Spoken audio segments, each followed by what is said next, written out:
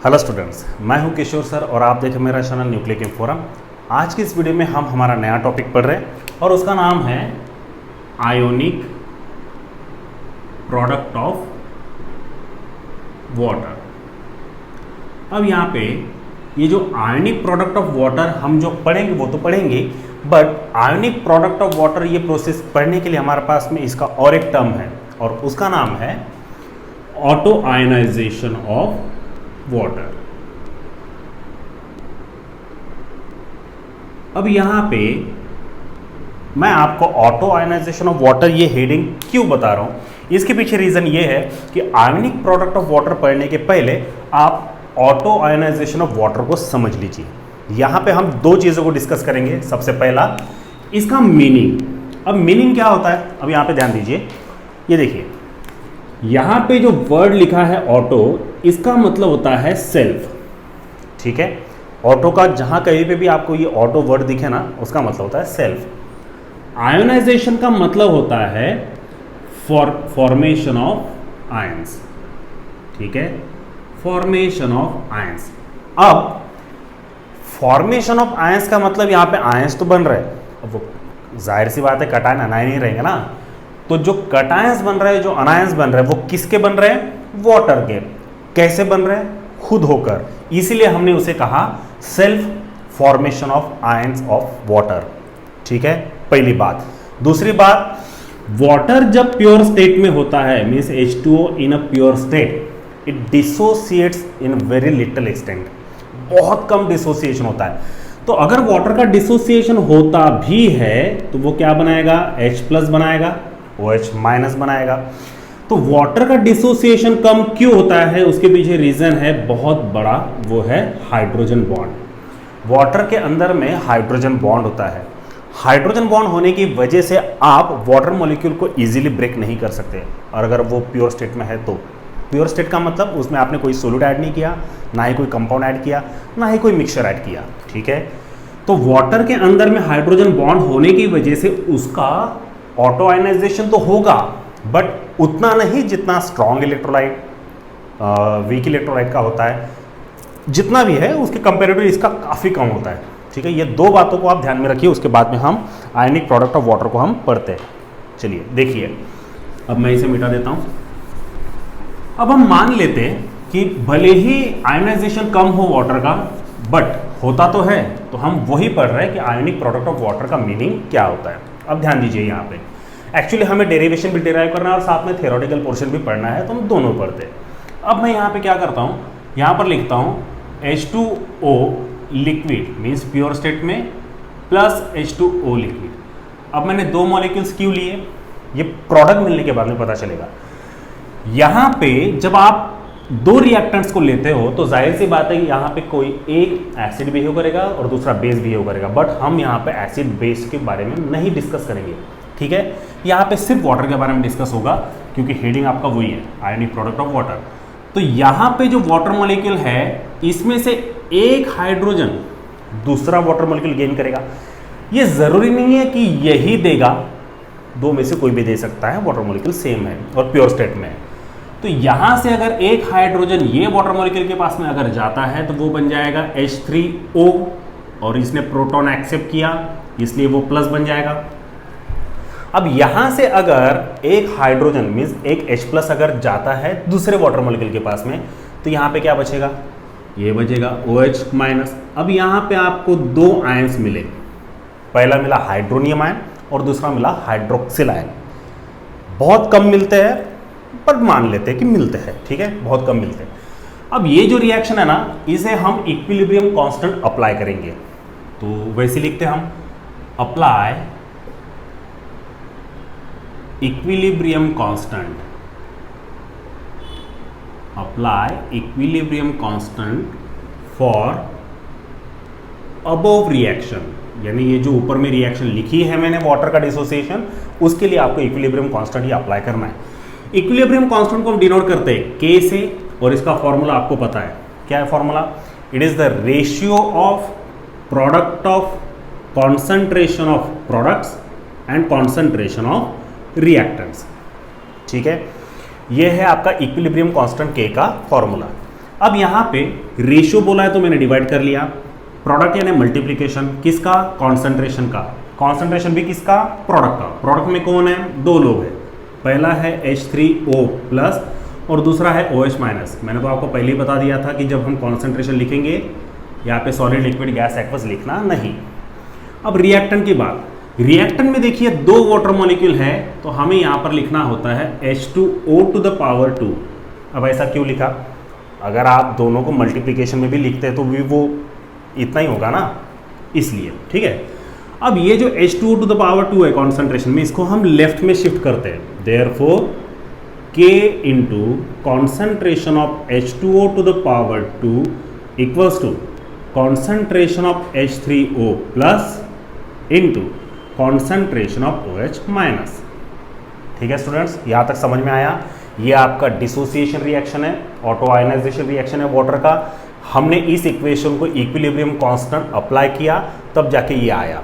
ठीक है, अब हमने ये H2 टू द पावर 2 ये जो कॉन्सेंट्रेशन टर्म है इसको हमने लेफ्ट में शिफ्ट किए और बाकी जैसे के वैसे लिखा। अब बट यहाँ पे एक बात ध्यान दीजिए, मैं जो लिख रहा हूँ उसको समझने की कोशिश कीजिए। बट कॉन्सेंट्रेशन जो है H2O का, मैंने आपको पहले बता दिया ना, 2 पॉइंट हमने डिस्कस किए थे। तो पहले पॉइंट में मैंने आपको क्या बताया कि ऑटो आयनाइजेशन का बेसिक डेफिनेशन और बेसिक टर्म, और दूसरा पॉइंट मैंने आपको ये बताया कि जब वाटर प्योर स्टेट में होता है तो उसका डिसोसिएशन काफ़ी कम होता है, और वाटर का अगर डिसोसिएशन काफ़ी कम होता है तो जितना भी होगा उसको हम निग्लेक्ट भी अगर करें तो H2O का जो कॉन्सेंट्रेशन आपने लिया वो तो ऑलमोस्ट सेम ही रहेगा ना, तो वो कांस्टेंट रहेगा, ऐसा हम कंसिडर करते हैं। इसलिए हम लिख रहे हैं यहाँ पे but concentration of H2O liquid is या फिर विल रिमेन कांस्टेंट, है ना। अगर ये कांस्टेंट रहने वाला है तो हम इसकी जगह पे यानी H2O लिक्विड की जगह पे हम क्या रखेंगे, पावर 2, इसकी जगह पे हम क्या रखेंगे, कांस्टेंट K रख देंगे। अब ये ठहरा आपका इक्विलिब्रियम कांस्टेंट, और ये जो कांस्टेंट है ये है आपका कॉन्सेंट्रेशन जो कांस्टेंट है ना। देखिए मैं आपको फिर से बता रहा हूँ, कंफ्यूज मत होइए। ये जो वाटर है प्योर स्टेट में है, प्योर स्टेट में वाटर ज़्यादा डिसोसिएट नहीं होता, जितना भी होता है हमने उसको कंसिडर किए। अब ज़्यादा डिसोसिएट नहीं होता इसका मतलब कॉन्सेंट्रेशन में ज़्यादा चेंज नहीं आता है। कॉन्सेंट्रेशन में अगर ज़्यादा चेंज नहीं आता है तो हम उसको कांस्टेंट ही कंसिडर करेंगे ना। 1 मोल लिए 1 मोल ही है, 2 मोल्स लिए 2 मोल्स ही है, 1000 मोल्स लिए 1000 मोल्स ही है। 1000 में से अगर 999.99 अगर रहता है तो वो ऑलमोस्ट कॉन्स्टेंट ही हुआ ना। इसलिए हमने concentration of H2 to the power 2 equals to K consider किए, बट ये दोनों K सेम हो जाएगा इसलिए मैं इसे K डैश लिखता हूँ। ठीक है, ये K डैश हो जाएगा। अब H2O concentration to the power 2 की जगह हमें ये K डैश रखना है ना। फिर क्या होगा, देयरफॉर ध्यान दीजिए इधर, ये K जैसे कि वैसा, ये इक्विलिब्रियम कांस्टेंट है। Concentration of H2O to the power 2 की जगह हम यहाँ पे K डैश रख रहे हैं, है ना, और इक्वल्स टू ये जैसे कि वैसा, means concentration of H3O plus into concentration of OH minus. समझ में आया? यहाँ पे ध्यान दीजिएगा, ये एरो को थोड़ा सा ना चेंज कर रहे हैं, ये इक्विलिब्रियम कंडीशन में रहेगा। अब ये जो K और K डैश है ये दोनों का मतलब आप जान लीजिए। ये जो K है ये है आपका इक्विलिब्रियम कांस्टेंट, और ये जो K डैश है ये है वो कॉन्सेंट्रेशन जो आपने वाटर का लिया था जो कि कांस्टेंट है, ज़्यादा चेंज नहीं हुआ। तो ये जो K इंटू K डैश है इसे हम एक दूसरे कांस्टेंट से जानते हैं और उसको हम कहते हैं KW। ये जो KW है यही है आपका आयोनिक प्रोडक्ट ऑफ वाटर। समझ में आया students? So this KW is nothing but ionic product of water. अब हम ये KW यहाँ पे रखते हैं तो आएगा KW equals to concentration of H3O plus into concentration of OH minus. अगर आपको कोई टर्म समझ में नहीं आई है या फिर कोई भी इक्वेशन समझ में नहीं आया तो ये वीडियो को रिवाइंड कीजिए, फिर से देखिए, उसके बाद में फिर ये एंड पे आइए। अब यहाँ पे जो आयनिक प्रोडक्ट ऑफ वाटर है इसका हमने दूसरा टर्म दिए थे, उसको नाम दिए थे, क्या दिया था हमने? Auto ionization of water. Auto ionization of water का मीनिंग आपको बता दिया था कि self formation of ions of water. अब यहाँ पे जो KW है यानी आयनिक प्रोडक्ट ऑफ वाटर, अब इसका डेफिनेशन जानिए। डेफिनेशन ना, जैसे अभी ये जब भी हम फिजिकल केमिस्ट्री या फिर इनऑर्गेनिक केमिस्ट्री पढ़े तो बेसिक डेफिनेशन को पढ़ना नहीं है, समझने की कोशिश करना है और सीखना है। क्या होता है यहाँ पे देखिए, मल्टीप्लिकेशन का मतलब है प्रोडक्ट, बॉक्स का मतलब है कॉन्सेंट्रेशन, किसका, प्रोडक्ट्स का, बट प्रोडक्ट के नाम है, इसलिए हम आयनिक प्रोडक्ट ऑफ वाटर के डेफिनेशन में प्रोडक्ट का नाम लेंगे। क्या आएगा देखिए, अब ये जो KW का डेफिनेशन हम बनाएंगे ये बहुत इंपॉर्टेंट है, और अगर आपको सिंगल मार्क के लिए भी अगर पूछा जाता है तो भी आपको लिखते आना चाहिए। क्या लिखोगे आप, KW यानी ionic product of water is equals to, multiplication को हम कहते हैं प्रोडक्ट, किसका प्रोडक्ट, कॉन्सेंट्रेशन का, किसका कॉन्सेंट्रेशन, हाइड्रोनियम आयन और हाइड्रोक्सिल आयन। और ये कॉन्सेंट्रेशन कब पॉसिबल हुआ, जब इक्विलिब्रियम कंडीशन में था, समझ में आया, इक्विलिब्रियम कंडीशन में, और वाटर जब प्योर स्टेट में था। तो अब KW का डेफिनेशन देखिए कैसे बनाया जाता है। KW यानी, अब मैं डेफिनेशन बना रहा हूँ, ध्यान दीजिएगा। Ionic product of water is defined as, it is the product of concentration of hydronium ion and concentration of hydroxyl ion. जहाँ पे स्टूडेंट गलती करते हैं वो एक बार देख लीजिए। Ionic product of water is defined as it is the product of concentration of hydronium ion and hydroxyl ion. Hydroxyl ion को कॉन्सेंट्रेशन आपने नहीं बोला, ये गलत है, यहाँ पे मार्क्स आपके डिडक्ट हो सकते हैं। तो KW का डेफिनेशन को हम क्या कहेंगे, आयोनिक प्रोडक्ट ऑफ वाटर। अब मैं आपको एक्चुअल डेफिनेशन बता रहा हूँ। Ionic product of water is defined as, it is the product of concentration of hydronium ion and concentration of hydroxyl ion when the concentration is in a equilibrium condition। समझ में आया, जब concentration equilibrium condition में रहता है या फिर ये रिएक्शन equilibrium condition में रहती है, तब जाके ये KW का डेफिनेशन आएगा। अब यहाँ पे एक बात ध्यान दीजिए, जब आप स्टैंडर्ड कंडीशन में देखते हैं, अब स्टैंडर्ड कंडीशन यानी 298 केल्विन, ठीक है, 298 केल्विन पे यानी स्टैंडर्ड कंडीशन में, जहाँ पे प्रेशर, वॉल्यूम, टेम्परेचर भी स्टैंडर्ड कंडीशन में रहते हैं, तो ये जो कॉन्सेंट्रेशन है H3O प्लस का, है ना, ये इक्वल हो जाता है OH माइनस के, है ना।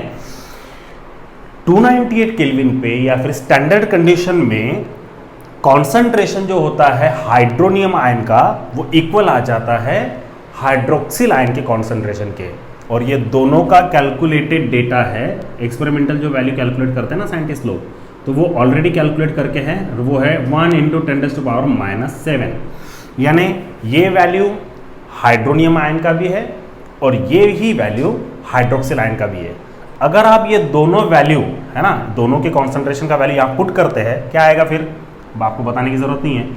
KW = H3O प्लस कॉन्सेंट्रेशन का वैल्यू वही रहेगा -7 इंटू फिर से 1 × 10⁻⁷। ये वैल्यू है H3O प्लस कॉन्सेंट्रेशन की और ये वैल्यू है OH माइनस कॉन्सेंट्रेशन की। यहाँ पे फाइनल वैल्यू क्या आएगी, KW = 1 × 10⁻⁻14। समझ में आया स्टूडेंट्स, ये है आपका overall ionic product of water. अगर आपको 2 मार्क के लिए पूछा जाए explain in detail ionic product of water और explain the term ionic product of water, तो इसमें डेफिनेशन लास्ट में लिखना, पहले डेरिवेशन डिराइव करना, यहाँ तक आने के बाद में डेफिनेशन लिखिएगा और उसके बाद में फिर ये टर्म को सॉल्व कीजिएगा। ये टर्म सॉल्व करना ज़रूरी है, समझ में आया। 298 केल्विन पे ही ये वैल्यू फिक्स होती है, किसकी, हाइड्रोनियम आयन के कॉन्सेंट्रेशन की और हाइड्रोक्सिल आयन कॉन्सेंट्रेशन की। ये वैल्यू को बहुत अच्छे से ध्यान में रखिए, ये डेरिवेशन को बहुत अच्छे से लिखिए, समझिए। अगर नहीं समझ में आया तो ये वीडियो को रिवाइंड कीजिए, क्योंकि इसके बाद की वीडियो में जब हम pH और pOH ये टॉपिक पढ़ेंगे तो उसमें ये वैल्यू का हमें काम पड़ेगा, इसलिए ये वैल्यू को बहुत अच्छे से याद रखिएगा। यहाँ पे हम ये टॉपिक को फिनिश करते हैं, आप इसे नोट डाउन कर लीजिएगा और हो सके तो मेरे चैनल को सब्सक्राइब कीजिए, लाइक कीजिए, शेयर कीजिए। Thank you so much.